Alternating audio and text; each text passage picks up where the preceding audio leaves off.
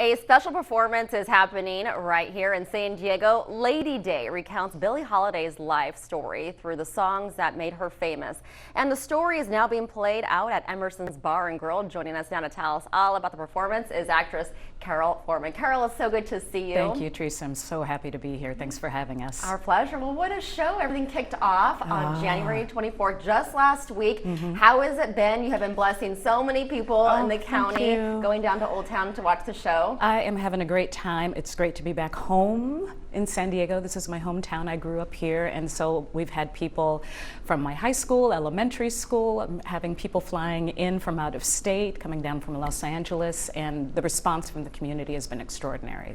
And we're talking about Lady Day. What is Lady Day and who is Lady Day? Well, if you don't know, Lady Day is the extraordinary Billie Holiday, who I think was one of the most iconic singers, jazz singers of the 20th century.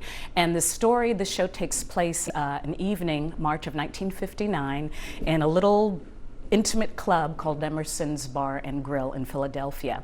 And the story is actually based on a real life experience of a friend of the playwright who witnessed Billie Holiday give a performance to an audience of about 13 people. And that was around the time of her passing, because she passed away in '59 at the age of 44 years old. At the age of 44, too young, too young. So yes, the show, you have actually kind of an intimate, almost one-on-one experience. It's just myself and a piano player, a very talented man, Damon Carter, who plays the other character, Jimmy Powers.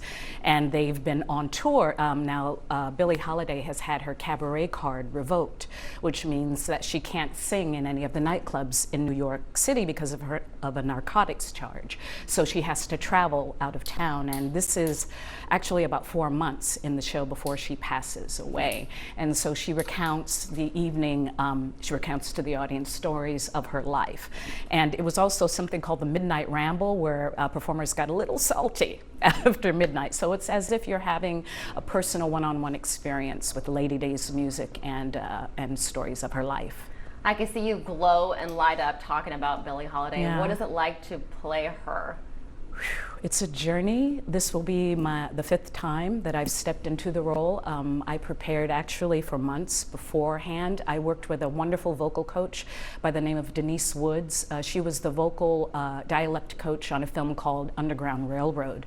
And she had all of these archival recordings of these enslaved peoples from Virginia. And in our show, Billie talks about her great-grandmother, who was an enslaved person that lived with them. And so her vocal placement and from these people is the same place and the same sound that Billie Holiday speaks from. And then I worked with a wonderful music coach by the name of Michael Scott Harris in Los Angeles to find Billie's singing voice, her musicality, and also interpretation of her style and her songs. She's one of the greatest jazz singers. She and really what is. was it like to audition to be Billie Holiday? Well, funny you should ask that question. I didn't actually audition for the show.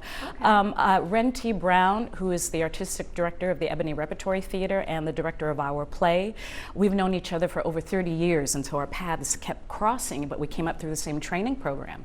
And I went in and we had this wonderful conversation, and we realized we were both coming from the same kind of point of view about how we saw the interpretation of her life, not as an imitation.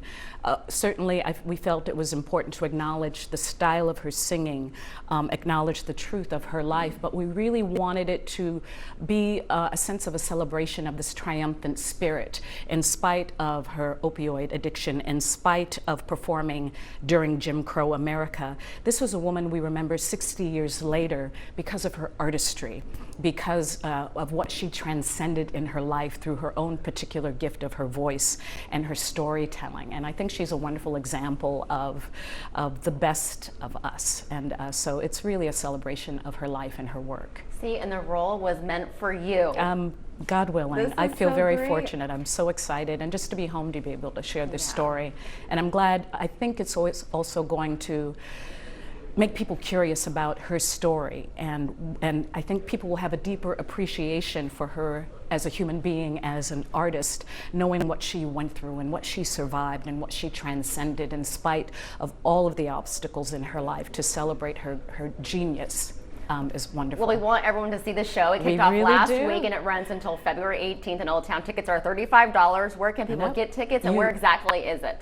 It's in Old Town, the theater in Old Town, which is at 4040 Twiggs Street. You can go to the box office there, or you can go to Cygnet Theater, that's theater with an RE.com. All right, Karole Foreman, thank you so much for You're sharing so Lady Day with us. welcome. Thank you for having us.